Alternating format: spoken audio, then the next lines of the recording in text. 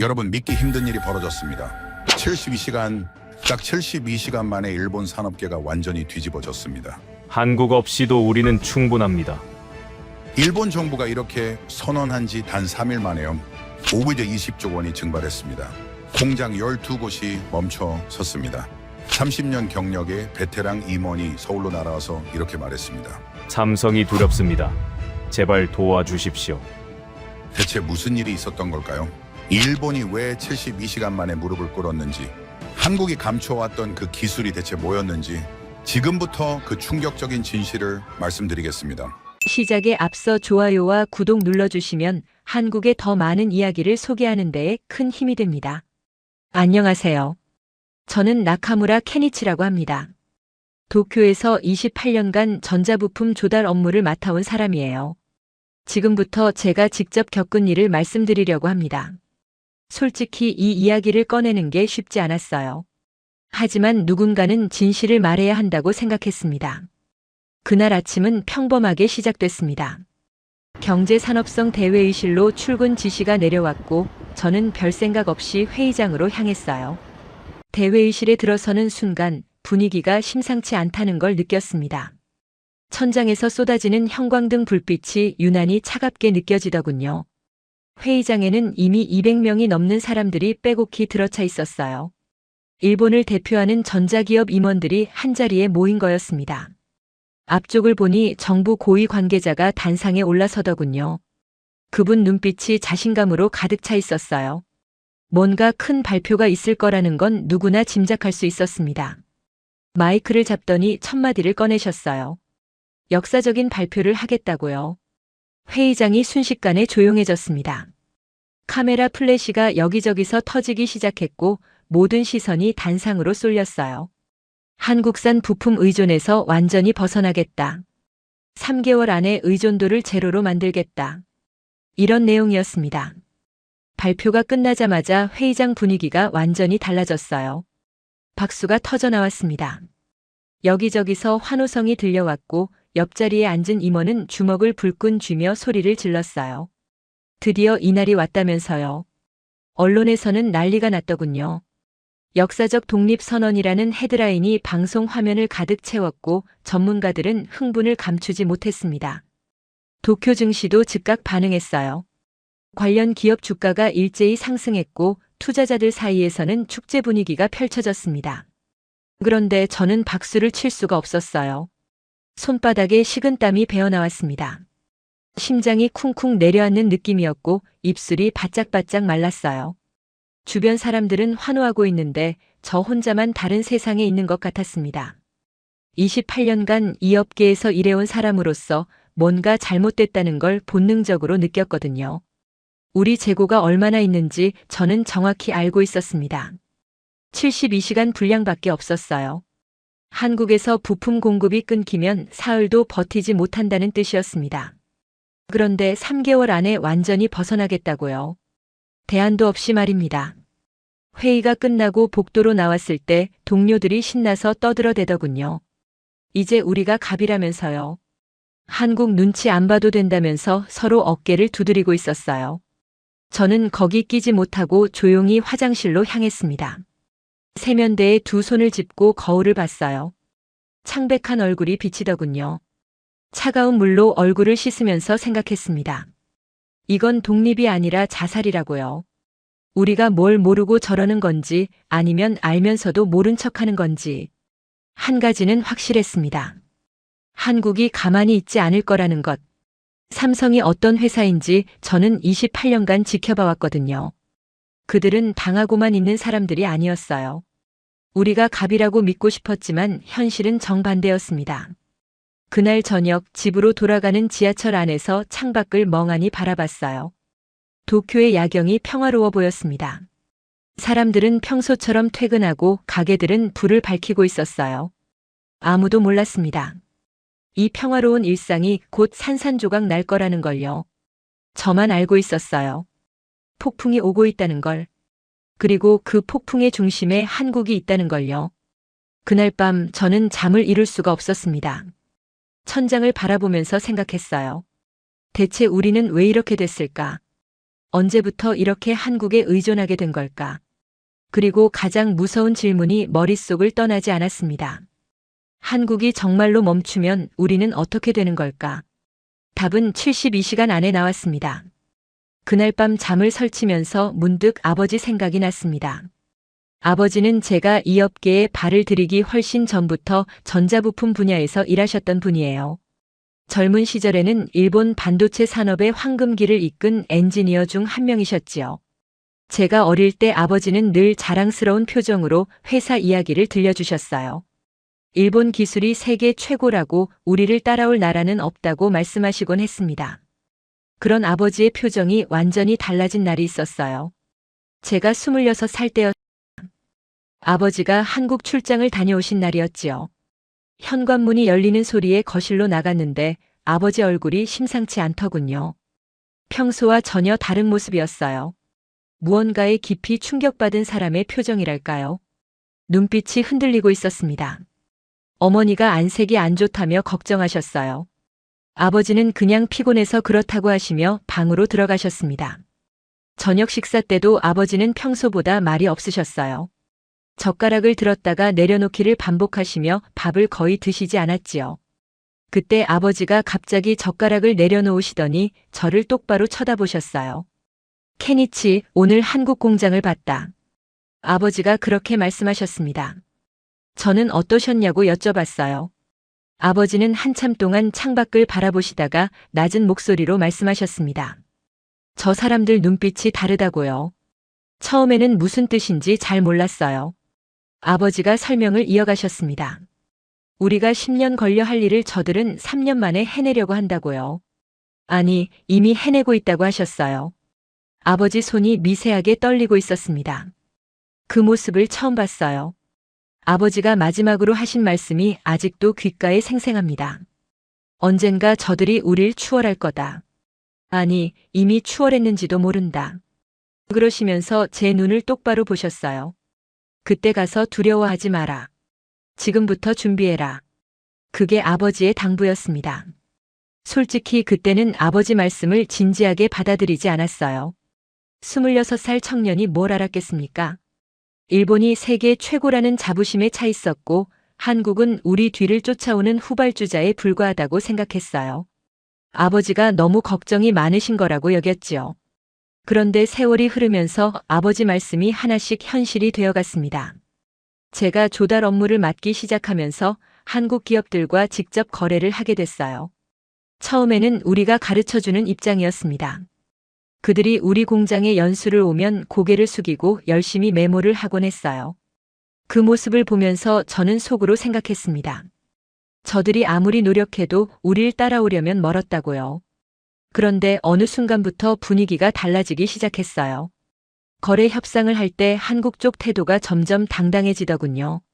예전에는 우리가 조건을 제시하면 거의 다 받아들였는데 어느 때부터인가 그렇지 않았습니다. 오히려 그쪽에서 조건을 내걸기 시작했어요.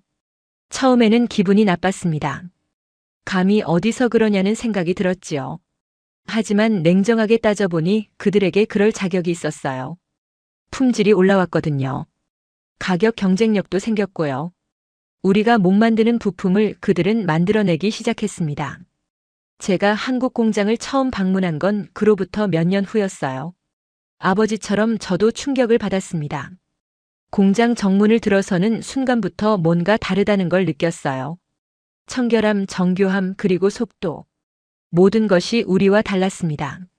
생산 라인을 따라 걸으면서 저는 다리에 힘이 풀려가는 걸 느꼈어요. 안내를 맡은 직원이 담담하게 설명하더군요. 이 라인에서 하루에 얼마나 생산하는지, 불량률이 얼마나 낮은지. 숫자를 들으면서 머리가 멍해졌습니다. 우리 공장과 비교가 안 됐어요. 그들의 불량률은 우리의 50분의 1 수준이었습니다. 그날 밤 호텔 방에서 천장을 바라보며 생각했어요. 이건 경쟁이 아니다. 이미 끝난 게임이다. 우리가 아직 연구 중인 기술을 그들은 이미 양산하고 있었고 우리가 5년 후 목표로 세운 수치를 그들은 작년에 달성했다고 하더군요. 아버지 말씀이 떠올랐습니다. 그때 가서 두려워하지 마라. 지금부터 준비해라. 그런데 저는 준비하지 않았어요. 알면서도 외면했습니다. 인정하기 싫었거든요. 일본이 한국에 뒤처졌다는 걸 인정하면 지는 것 같았어요. 제가 28년간 바쳐온 모든 것이 부정당하는 느낌이었습니다. 그래서 눈을 감았어요. 귀를 막았고요. 현실을 직시하지 않으면 그 현실이 사라질 거라고 스스로를 속였지요. 그 대가를 치르게 된 거였습니다. 경제산업성 발표가 있던 그날, 저는 아버지 유언을 떠올리며 괴로워했어요. 아버지는 몇 년 전에 돌아가셨거든요. 돌아가시기 전날 병원에서 저를 보시며 말씀하셨습니다. 두려워하지 마라. 인정하면 지는 게 아니다. 인정해야 다음이 있다. 그게 아버지의 마지막 말씀이었어요. 그런데 저는 여전히 인정하지 못하고 있었습니다. 회의장에서 박수를 치는 사람들을 보면서 나만 이상한 건가 하는 생각이 들었어요. 다들 축제 분위기인데 나 혼자만 불안에 떨고 있었으니까요. 하지만 그건 제가 현실을 알고 있었기 때문이었습니다. 72시간. 우리가 버틸 수 있는 시간은 고작 그것뿐이었어요. 그리고 한국이 움직이면 그 72시간도 채 못 버틸 수 있었지요. 저는 그걸 알고 있었습니다. 알고 있으면서도 아무것도 할 수 없었어요. 그날 밤 집에서 아버지 사진을 꺼내봤습니다. 제가 이 회사에 입사하던 날 함께 찍은 사진이었어요. 아버지는 환하게 웃고 계셨고 저도 웃고 있었습니다. 그때는 미래가 희망으로 가득 차 보였지요. 일본 전자산업의 황금기였으니까요. 사진 속 아버지에게 속삭였어요. 아버지, 그날이 왔습니다. 아버지가 경고하셨던 그날이요. 그런데 저는 준비가 안 됐어요. 어떻게 하면 좋죠? 물론 대답은 없었습니다. 다만 사진 속 아버지의 눈빛이 말하는 것 같았어요. 이제 와서 두려워해봤자 소용없다. 할 수 있는 걸 해라. 저는 사진을 가슴에 품었습니다. 그리고 기다렸어요.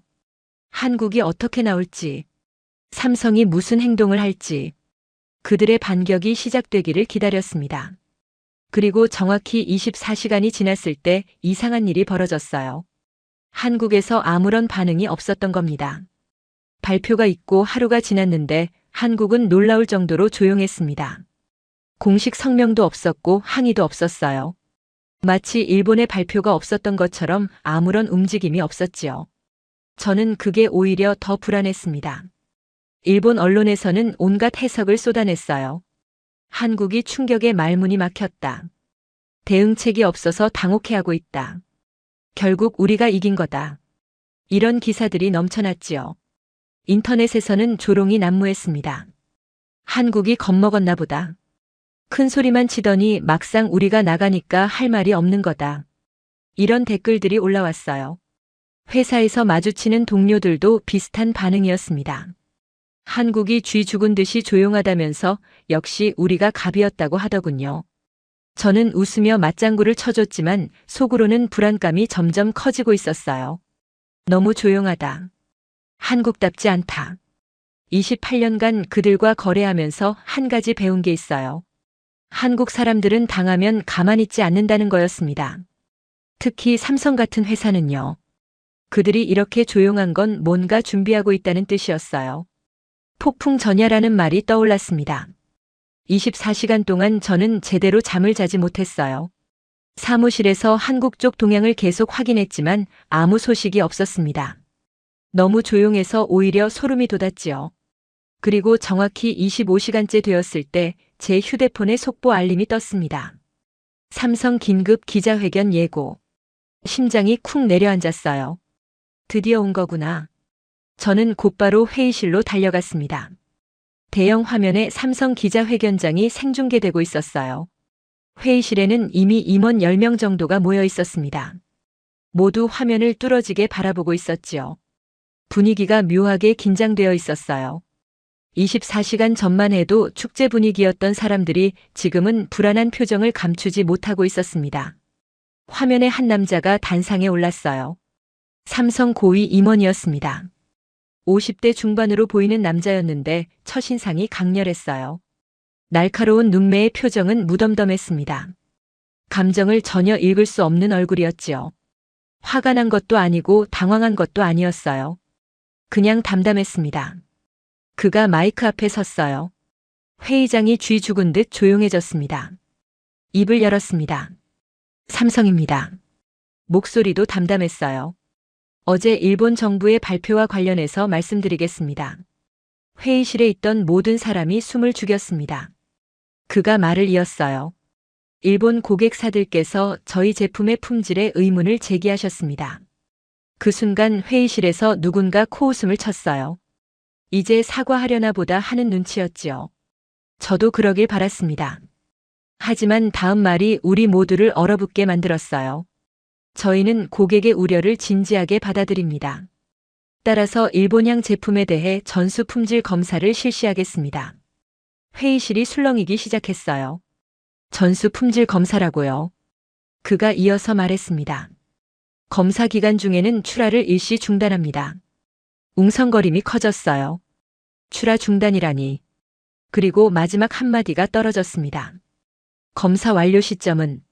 그가 잠시 말을 멈추더니 카메라를 똑바로 응시했어요. 미정입니다. 그 순간 회의실이 완전히 얼어붙었어요. 미정. 미정이라고요. 언제 끝날지 모른다는 뜻이잖아요. 그가 마지막으로 덧붙였습니다. 품질에는 타협이 없습니다. 완벽한 제품만을 제공하겠습니다. 이상입니다. 그리고 단상에서 내려왔어요. 기자들의 질문은 받지 않았습니다. 회의실이 난리가 났어요. 뭐야 저게. 출하 중단이라고. 미정이 뭐야. 미정이라니. 사람들이 소리를 지르기 시작했습니다. 저는 그 소란 속에서 홀로 침묵했어요. 깨달았거든요. 이건 품질 검사가 아니다. 선전포고다. 화면 오른쪽 하단에 주가 창이 떠 있었습니다. 우리 회사 주가가 발표 5분 만에 1% 가까이 빠져 있더군요. 10분 후에는 2%, 30분 후에는 3%가 넘게 떨어졌어요. 관련 기업들도 마찬가지였습니다. 회의실 분위기가 급격히 변했어요. 아까까지 축제 분위기였던 사람들 얼굴이 하얗게 질려 있었습니다. 현실이 뭔지 깨달은 거지요. 누군가 비명에 가까운 소리를 질렀어요. 재고가 얼마나 있지? 72시간이야. 삼성이 3일만 버텨도 우리 공장 전부 멈춘다고. 저는 조용히 창밖을 바라봤습니다. 해가 지고 있었어요. 하늘이 붉게 물들어가고 있었지요. 아버지 목소리가 귓가에 맴돌았습니다. 그때 가서 두려워하지 마라. 저는 속으로 중얼거렸어요. 시작됐구나. 그날 밤 저는 사무실에 남아서 계산기를 두드렸습니다. 현재 재고 72시간 분량. 하루 생산 중단 시 손실 규모를 따져봤어요. 3일 후면 전 공장 가동 중단. 일주일 후면 협력 업체들이 연쇄적으로 무너지기 시작할 거였습니다. 손이 떨렸어요. 전화기를 들었습니다. 삼성 쪽 담당자 번호를 눌렀어요. 신호음이 울렸습니다. 한 번, 두 번, 세 번. 연결이 되지 않았습니다. 다른 번호를 눌렀어요. 역시 안 받더군요. 모든 라인이 막혀 있었습니다. 의자에 기대어 천장을 올려다봤어요. 삼성이 진심이구나. 진짜로 끊을 작정이구나. 창밖으로 도쿄타워 불빛이 보였습니다. 평화로워 보였어요. 저 안에 있는 사람들은 아직 모르고 있을 거예요. 72시간 후면 저 불빛들이 꺼질 수도 있다는 걸요. 서랍에서 아버지 사진을 꺼냈습니다. 사진 속 아버지에게 속삭였어요. 아버지, 시작됐습니다. 아버지가 말씀하셨던 그날이 정말로 왔어요. 시계를 봤습니다. 밤 11시 47분이었어요.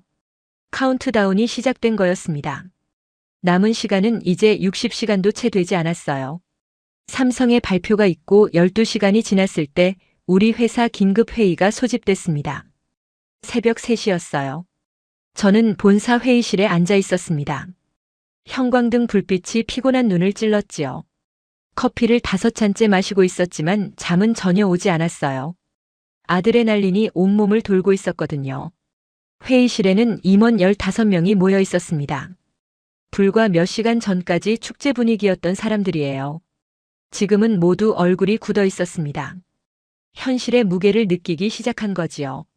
화상회의 화면에 정부 고위 관계자 얼굴이 떠 있었어요. 발표 당시 그렇게 자신만만하던 그분의 표정이 어두워져 있었습니다. 저는 참다 못해 입을 열었어요. 72시간입니다. 모두가 저를 쳐다봤습니다. 우리 재고가 72시간 분량밖에 없어요. 삼성이 3일만 버텨도 공장이 전부 멈춥니다. 회의실이 술렁였어요. 화면 속 관계자가 손을 저으며 말했습니다. 허세일 거예요. 겁먹을 필요 없습니다. 하지만 저는 물러서지 않았어요. 대안이 뭡니까? 어디서 대체 부품을 구할 수 있나요? 그분이 대답했습니다. 중국 업체가 있지 않습니까? 세계 1위라면서요. 그쪽에서 공급받으면 됩니다. 저는 자료를 화면에 띄웠어요. 그 업체의 불량률 데이터였습니다. 삼성보다 47배 높았어요. 47배요. 그 부품을 쓰면 우리 제품 리콜 확률이 그만큼 높아진다는 뜻이었습니다. 회의실이 조용해졌어요. 관계자가 다시 물었습니다. 그럼 우리나라 업체는요? 일본 기업이 있지 않습니까? 저는 한숨을 삼켰어요. 저희 업체 사장님이 직접 말씀하셨어요. 삼성을 따라가려면 최소 7년은 걸린다고요. 그것도 삼성이 멈춰 있다는 가정하에서요. 회의실이 무덤처럼 조용해졌습니다. 화면 속 관계자 얼굴이 창백해지더군요. 그럼 어쩌란 말입니까? 저는 똑바로 화면을 바라봤어요. 지금이라도 삼성과 대화해야 합니다. 사과하고 협상해야 해요. 시간이 없습니다. 그분이 버럭 소리를 질렀어요. 사과라고요. 우리가 왜 사과합니까? 우리가 고객인데요. 저는 대답했습니다. 지금 상황에서 고객이 갑이 아닙니다. 우리가 을이에요. 항상 그래왔습니다. 우리만 인정하지 않았을 뿐이에요. 그분 얼굴이 불그락푸르락해지더군요. 화상회의가 갑자기 끊겼습니다. 화면이 꺼지고 회의실에는 침묵만 남았어요. 옆에 앉은 후배 직원이 조용히 물었습니다. 선배님, 진짜 방법이 없는 건가요? 저는 창밖을 바라봤어요. 도쿄의 밤하늘이 어둡게 내려앉아 있었습니다. 솔직히 모르겠어. 중국 업체에 연락해봐야 알겠지. 하지만 기대하지 마. 그날 밤 저는 사무실 소파에서 눈을 붙였어요. 꿈속에서 아버지가 나타났습니다. 아버지는 아무 말 없이 저를 바라보셨어요. 그 눈빛이 말하고 있었습니다. 내가 경고했잖아. 준비하라고 했잖아. 저는 꿈속에서 소리쳤어요. 죄송합니다. 아버지. 알고 있었어요. 알면서도 외면했습니다. 인정하기 싫었어요. 아버지가 고개를 저으시더니 사라지셨습니다. 눈을 떴을 때 온몸이 땀에 젖어 있었어요. 다음 날 중국 업체와 화상회의가 잡혔습니다. 우리의 마지막 희망이었지요. 저는 큰 기대를 하지 않았지만 어쨌든 해봐야 했어요.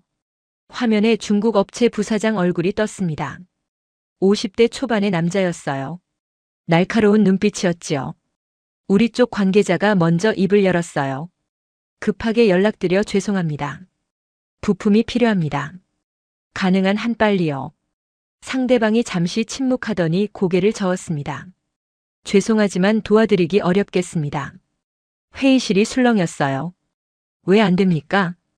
당신들이 세계 1위 아닙니까?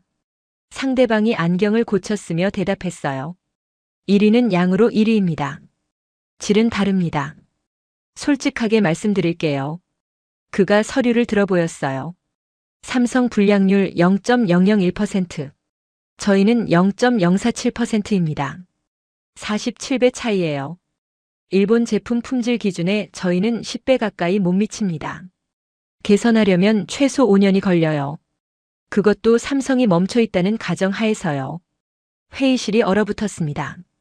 그가 마지막으로 덧붙였어요. 한 가지 조언을 드려도 될까요? 삼성과 싸우지 마십시오. 이길 수 없습니다. 저희도 10년째 삼성을 쫓고 있지만 아직 멀었어요. 삼성은 다릅니다. 저들은 부품을 만드는 게 아니라 신뢰를 만들어요. 그 차이를 따라잡으려면 20년이 걸릴지도 모릅니다. 화상회의가 끊기고 아무도 말이 없었어요. 모든 문이 닫히고 있었습니다. 중국도 안 되고 일본 업체도 안 되고 우리에게 남은 선택지는 없었어요. 48시간이 지났을 때 첫 번째 공장이 멈췄습니다. 재고가 바닥난 거였어요. 그 다음 날 두 번째 공장이 멈췄고 그 다음 날에는 세 곳이 더 멈췄습니다. 72시간 만에 12개 공장이 완전히 가동을 중단했어요. 도쿄 증시가 열리던 날 아침 저는 본사 대회의실에 있었습니다. 벽면 전체를 덮은 대형 화면에 실시간 주가가 떠 있었어요. 장이 열리자마자 지옥이 시작됐습니다. 우리 회사 주가가 30초 만에 5% 빠졌어요. 1분 후에는 8%, 5분 후에는 12%가 넘게 떨어졌습니다. 다른 관련 기업들도 마찬가지였어요. 화면이 온통 빨간색이었습니다. 회의실 여기저기서 신음소리가 터져 나왔어요. 30분 후 우리 회사 주가는 18% 넘게 폭락해 있었습니다. 시가총액으로 환산하면 520조 원이 허공으로 사라진 거였어요. 72시간 만에요. 저는 떨어지는 숫자들을 멍하니 바라봤습니다. 숫자가 현실이 아닌 것 같았어요. 하루 만에 이 정도라니. 회의실 문이 벌컥 열리더니 정부 관계자가 들어왔습니다. 얼굴이 창백했어요. 넥타이가 풀어져 있었고 눈 밑에 짙은 그늘이 내려앉아 있었지요. 총리실에서 연락이 왔습니다. 목소리가 떨리고 있었어요. 1시간 후 긴급 소집입니다. 끝났군요. 그가 힘없이 의자에 주저앉으며 말했습니다.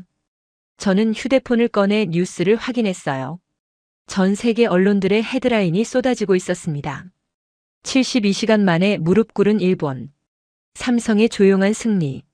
말 한마디 없이 굴복시키다. 기사마다 같은 말이 반복되고 있었어요. 일본은 삼성 없이 살 수 없다. 삼성은 일본 없이도 살 수 있다. 누가 갑이고 누가 을인지 72시간 만에 증명됐다. 관계자가 비틀거리며 일어나 문을 향해 걸어갔어요. 문 앞에서 멈추더니 돌아봤습니다. 처음부터 당신 말이 맞았어요. 그리고 나갔습니다. 남은 사람들 사이로 무거운 침묵이 흘렀어요. 저는 창밖을 바라봤습니다. 도쿄 하늘이 흐렸어요. 비가 내리기 시작했습니다. 빗방울이 유리창을 타고 흘러내리더군요. 마치 눈물처럼요. 후배 직원이 조용히 다가왔습니다. 선배님, 이제 어떻게 해야 합니까? 저는 한참을 침묵했어요. 그리고 대답했습니다. 서울에 가야겠어. 삼성 본사에 가서 무릎 꿇고 사과해야겠어. 그게 우리에게 남은 유일한 방법이었습니다. 서울행 비행기를 예약하기 전에 저는 멈춘 공장들을 직접 가봤어요. 본사에서 차로 2시간 거리에 있는 제1공장이었습니다. 도착했을 때 정문 앞에는 기자들이 바글바글했어요. 경비원들이 출입을 통제하고 있었지요. 저는 직원 출입구로 들어갔습니다. 공장 안으로 들어서는 순간 심장이 철렁 내려앉았어요. 고요했습니다. 너무 고요했어요. 평소라면 쉴 새 없이 돌아가던 기계들이 죽은 듯이 멈춰 있었습니다. 컨베이어 벨트 위에 반쯤 조립된 제품들이 덩그러니 놓여 있었어요. 로봇 팔들이 허공에 얼어붙은 채 미동도 하지 않았습니다. 발소리가 공장 전체에 울렸어요. 너무 조용해서 제 발걸음 소리가 메아리처럼 퍼져나갔지요. 마치 누군가 시간을 멈춰버린 것 같았습니다. 여기저기서 노동자들이 서성이고 있었어요. 어떤 사람은 멍하니 멈춘 기계를 바라보고 있었고 어떤 사람은 벽에 기대 앉아 고개를 떨구고 있었습니다. 어떤 사람은 동료와 속삭이며 불안한 표정을 짓고 있었지요. 공장장이 저에게 다가왔어요. 60대 후반의 베테랑이었습니다. 이 공장에서만 35년을 일한 분이었지요. 그분의 눈이 충혈되어 있었어요. 밤새 잠을 못 주무신 게 분명했습니다. 그분이 떨리는 목소리로 물었어요. 이거 진짜입니까? 얼마나 갑니까? 저는 솔직하게 대답했습니다. 모릅니다. 그분 입술이 파르르 떨렸어요. 저기 보이는 사람들 보이십니까? 손으로 노동자들을 가리켰습니다. 저 사람들 전부 가족이 있습니다. 대출이 있어요. 아이들 학비가 있고요. 공장이 일주일만 멈춰도 월급을 못 줍니다. 한 달 멈추면 절반이 해고예요. 그분 목소리가 갈라졌습니다.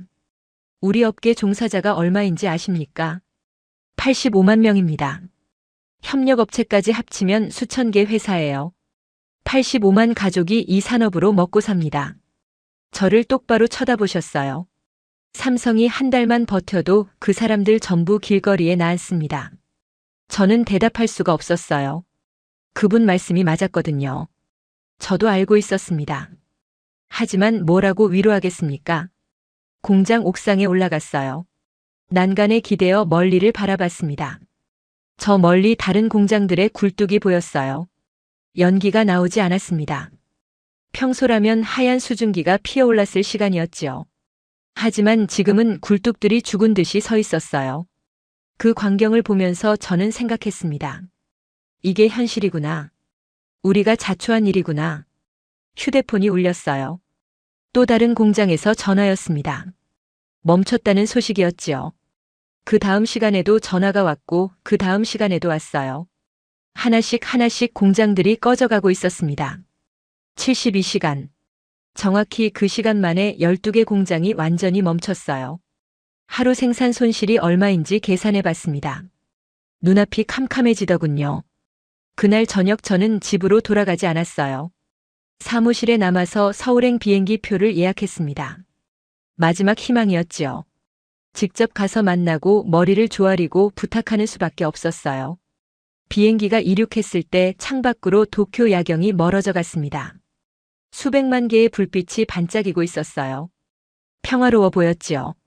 하지만 저 불빛들 아래에서는 아수라장이 펼쳐지고 있었습니다. 눈을 감았어요. 아버지 얼굴이 떠올랐습니다. 아버지가 한국 출장에서 돌아오셨던 그날 저녁이 생각났어요. 현관문이 열리는 소리에 거실로 나갔던 기억. 아버지 표정이 평소와 다르던 것. 저녁 식사 때 젓가락을 내려놓으시며 하셨던 말씀. 저 사람들 눈빛이 다르다. 우리가 10년 걸릴 일을 3년에 해낸다. 그때는 이해하지 못했어요. 아니, 이해하고 싶지 않았던 거지요. 인정하면 지는 것 같았으니까요. 비행기가 흔들렸어요. 눈을 떴습니다. 창밖을 보니 구름 아래로 불빛들이 보이기 시작했습니다. 서울이었어요. 안내방송이 흘러나왔습니다. 곧 인천공항에 착륙한다고요. 저는 가슴에 손을 얹었어요. 심장이 쿵쿵 뛰고 있었습니다. 아버지 말씀이 또 떠올랐어요. 그때 가서 두려워하지 마라. 인정하면 지는 게 아니다. 인정해야 다음이 있다. 저는 속으로 중얼거렸습니다. 아버지, 저 이제 갑니다. 늦었지만 인정하러 갑니다. 비행기가 하강하기 시작했어요. 서울의 불빛이 점점 가까워졌습니다. 인천공항에 내리자마자 저는 눈을 의심했습니다. 이게 정말 한국인가? 제가 기억하는 한국과 너무 달랐거든요. 오래전 처음 한국에 왔을 때는 공항도 허름했고 시설도 낡았어요. 일본보다 한참 뒤처진 나라라고 생각했었지요. 그런데 지금 눈앞에 펼쳐진 광경은 완전히 달랐습니다. 인천공항 터미널은 유리와 강철로 이루어진 거대한 예술작품 같았어요. 천장이 끝없이 높았고 햇빛이 유리창을 통해 쏟아져 들어오고 있었습니다. 바닥은 거울처럼 반짝였고 어디에도 먼지 한 점 보이지 않았어요. 우리나라 공항과 비교가 됐습니다. 솔직히 비교 자체가 민망할 정도였어요. 입국 심사도 빨랐어요. 자동 심사 기계가 줄지어 있었고 사람들이 몇 초 만에 통과하고 있었습니다. 저는 외국인이라 유인 심사대로 갔는데 그마저도 5분도 안 걸리더군요. 택시를 타고 서울 시내로 향했어요. 창밖 풍경을 보면서 또 한 번 충격을 받았습니다. 고층 빌딩들이 하늘을 찌르듯이 솟아 있었고 거리는 깔끔하게 정돈되어 있었어요. 택시 기사가 일본어로 말을 걸어왔어요. 일본에서 오셨냐고요. 발음이 꽤 유창했습니다. 저는 고개를 끄덕였어요. 기사가 웃으며 말하더군요. 요즘 일본 분들 많이 오신다면서요. 가슴이 뜨끔했어요. 이 택시 기사도 알고 있는 거였습니다. 일본이 한국에 의지하고 있다는 걸요. 창피했어요. 삼성 본사에 도착했을 때 저는 한참 동안 그 건물을 올려다봤습니다. 거대한 빌딩이 하늘을 찌르듯이 솟아 있었어요. 유리 외벽에 햇살이 반사되어 눈이 부셨지요. 오래전 아버지가 보셨던 삼성. 제가 처음 방문했던 삼성. 그리고 지금 72시간 만에 일본을 무릎 꿇게 만든 삼성. 가슴이 답답했습니다. 정문으로 들어가 안내를 받았어요. 엘리베이터를 타고 35층으로 올라갔습니다. 문이 열리니 삼성 고위 임원이 기다리고 있었어요. 기자회견에서 봤던 그 사람이었습니다. 날카로운 눈매, 무표정한 얼굴. 감정을 읽을 수 없는 눈빛. 악수를 나눴어요. 그의 손이 따뜻했습니다. 의외였지요. 회의실로 안내받았어요. 창밖으로 서울 전경이 보였습니다. 한강이 햇살에 반짝이고 있었어요. 아름다운 광경이었습니다. 그가 먼저 입을 열었어요. 멀리서 오셨습니다. 무슨 말씀을 하러 오셨습니까? 저는 깊이 숨을 들이쉬었어요. 심장이 쿵쿵 뛰었습니다. 28년 동안 눌러왔던 말. 한 번도 입 밖에 꺼내지 못했던 말. 이제 해야 할 때였어요. 사과하러 왔습니다. 그의 눈썹이 미세하게 올라갔어요. 무엇에 대한 사과입니까? 저는 창밖을 바라봤습니다. 한강이 유유히 흐르고 있었어요. 모든 것에 대해서요. 그리고 말문이 막혔어요. 목이 메었거든요. 그가 조용히 기다렸습니다. 저는 다시 입을 열었어요. 삼성이 두렵습니다. 그의 눈이 커졌어요. 처음으로 표정 변화가 보였습니다. 두렵다고요? 네, 28년간 두려웠습니다. 회의실에 무거운 침묵이 흘렀어요. 저는 말을 이었습니다. 우리는 삼성을 무시한 적이 없습니다. 처음부터 두려웠어요. 두려워서 외면한 겁니다. 그가 아무 말 없이 저를 바라봤어요. 아버지가 오래전에 경고하셨습니다. 저는 계속 말했어요. 한국 공장을 보시고 오셔서 말씀하셨어요. 언젠가 저들이 우리를 추월할 거라고. 그때 가서 두려워하지 말고 준비하라고. 쓴웃음이 나왔어요. 저는 준비하지 않았습니다. 왜냐고요? 인정하기 싫었으니까요. 삼성이 우리보다 낫다는 걸 인정하면 지는 것 같았어요. 일본이 한국한테 진다고 말하는 것 같아서요. 목소리가 떨렸어요. 그래서 외면했습니다. 알면서도 모른 척했어요. 눈을 감으면 현실이 사라질 거라고 스스로를 속였습니다. 그가 천천히 고개를 끄덕였어요. 계속하세요. 저는 숨을 깊이 들이쉬었습니다. 72시간이 증명했습니다. 외면한다고 사라지지 않는다는 걸요. 눈물이 차올랐어요. 삼성은 거기 있었습니다. 항상 거기 있었어요. 우리가 눈을 감아도 귀를 막아도 삼성은 계속 앞으로 나아가고 있었습니다. 우리만 제자리였어요. 아니, 우리는 오히려 뒤로 가고 있었습니다. 28년을 참았던 눈물이 흘러내렸어요. 아버지가 돌아가시기 전에 말씀하셨습니다. 두려워하지 말라고. 인정하면 지는 게 아니라고. 인정해야 다음이 있다고요. 저는 눈물을 닦았어요. 이제야 인정합니다. 삼성이 두렵습니다. 삼성이 우리보다 낫습니다. 삼성 없이는 우리 산업이 돌아가지 않습니다. 그리고 저는 자리에서 일어났어요. 테이블을 돌아 그의 앞으로 갔습니다. 그리고 무릎을 꿇었어요. 딱딱한 대리석 바닥이 무릎뼈를 눌렀습니다. 아팠지만 개의치 않았어요. 고개를 숙인 채 말했습니다. 제발 부탁드립니다. 저희 회사에 수천 명의 직원이 있습니다. 그들에게는 가족이 있어요. 부모가 있고 아이들이 있습니다. 제 때문에 그 사람들이 길거리에 나앉게 할 수는 없습니다. 침묵이 흘렀어요. 그의 손이 제 어깨에 닿았습니다. 일어나세요. 저는 고개를 들었어요. 그의 눈에 복잡한 감정이 서려 있었습니다. 분노도 아니고 조롱도 아니었어요. 이해에 가까운 표정이었지요. 그가 저를 부축해 일으켜 세웠어요. 그리고 말했습니다. 저희는 복수를 원하는 게 아닙니다. 굴복을 원하는 것도 아니에요. 저희가 원하는 건 단 하나입니다. 일본이 진실을 인정하는 거예요. 저는 고개를 끄덕였어요. 그가 창밖을 바라보며 말을 이었습니다. 저희 아버지도 비슷한 말씀을 하셨어요. 경쟁은 같이 커야 의미가 있다고. 상대를 무너뜨리면 우리도 결국 무너진다고. 저를 돌아봤어요. 일본이 무너지면 아시아 전체가 흔들립니다. 그건 저희한테도 손해예요. 같이 가야 합니다. 경쟁하면서도 함께요. 그가 서류 한 뭉치를 꺼냈어요. 이건 저희가 준비한 새로운 협력 제안서입니다. 저는 서류를 받아들었어요. 손이 떨렸습니다. 왜 이렇게까지 해주시는 겁니까? 그가 희미하게 웃었어요. 용기 있는 분이시군요. 인정하러 여기까지 오셨잖아요. 늦었어도 왔으니까요. 그가 손을 내밀었어요. 앞으로 잘 부탁드립니다. 저는 그 손을 잡았습니다. 단단한 악수였어요. 손바닥에서 온기가 전해졌습니다. 적이 아니라 파트너의 손이었지요. 그 순간 깨달았어요. 두려움을 인정하니까 두려움이 사라지더군요. 28년간 짓눌려왔던 무게가 어깨에서 내려가는 느낌이었습니다. 창밖으로 서울 하늘이 보였어요. 맑았습니다. 구름 한 점 없이 푸르렀지요. 서울에서 돌아오는 비행기 안에서 저는 창밖을 바라봤어요. 구름 사이로 햇살이 쏟아지고 있었습니다. 며칠 전 이 비행기를 탈 때와는 완전히 다른 기분이었어요. 갈 때는 가슴이 무겁고 다리가 후들거렸거든요. 하지만 돌아오는 길은 달랐습니다. 어깨에서 28년 동안 짊어지고 있던 짐이 내려간 느낌이었어요. 삼성 임원과 나눴던 대화가 머릿속에서 떠나지 않았습니다. 인정하러 여기까지 오셨잖아요.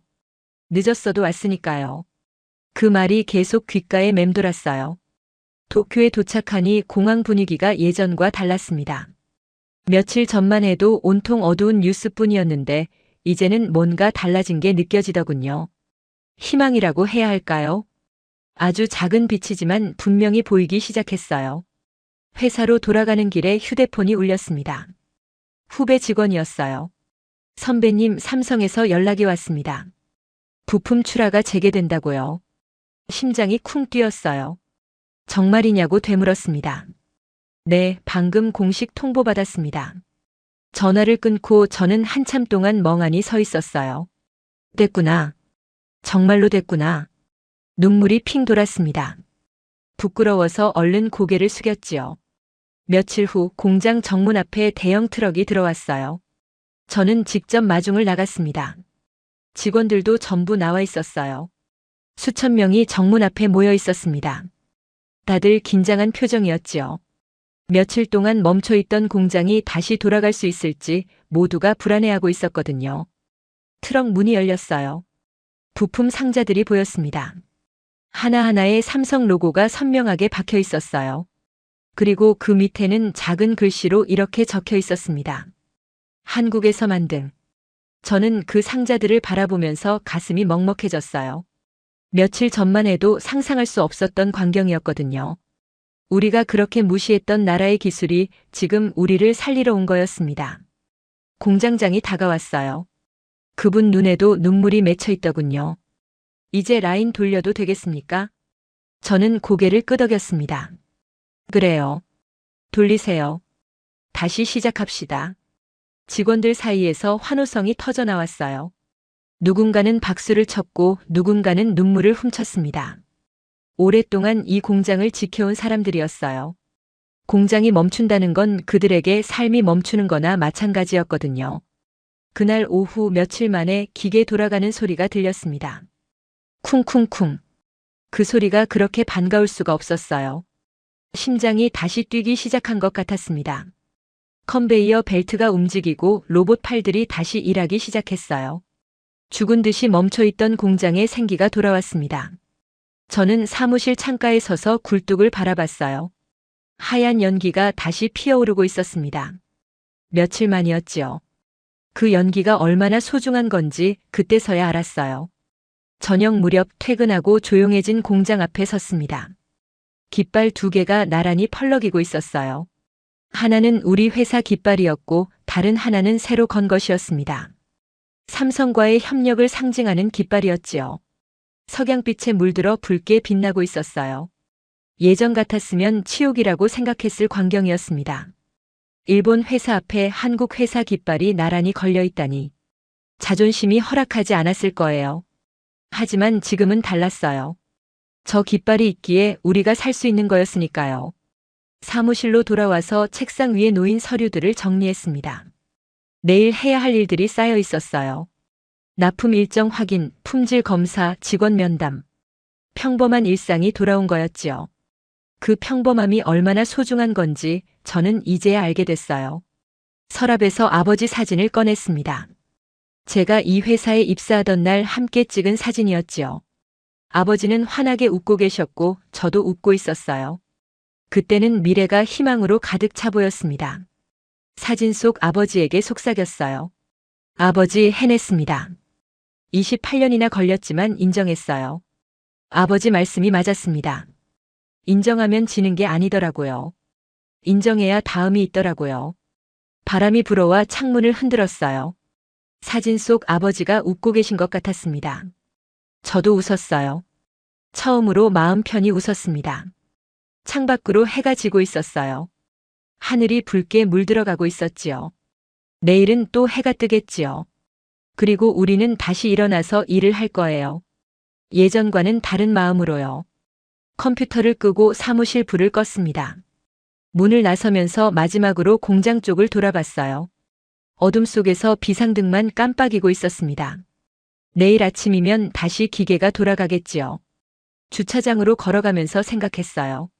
두려움은 인정해야 사라집니다.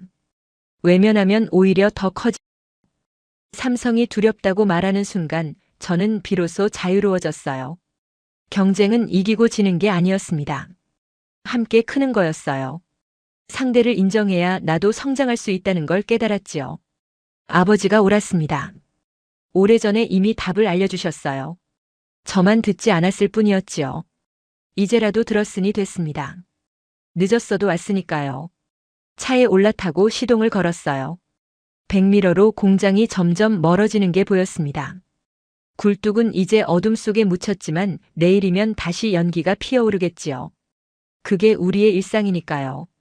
이제는 혼자가 아니라 함께 만들어가는 일상이에요. 여러분, 두려워하지 마세요. 인정하면 지는 게 아닙니다. 인정해야 다음이 있어요. 72시간 만에 일본을 무릎 꿇게 만든 삼성. 대한민국 기술이 세계를 움직이고 있습니다. 이 자랑스러운 이야기를 주변에 널리 알려주세요. 작은 자부심이 큰 힘이 됩니다. 저는 나카무라 케니치였습니다. 긴 이야기 들어주셔서 감사합니다. 오늘 사연은 여기까지입니다.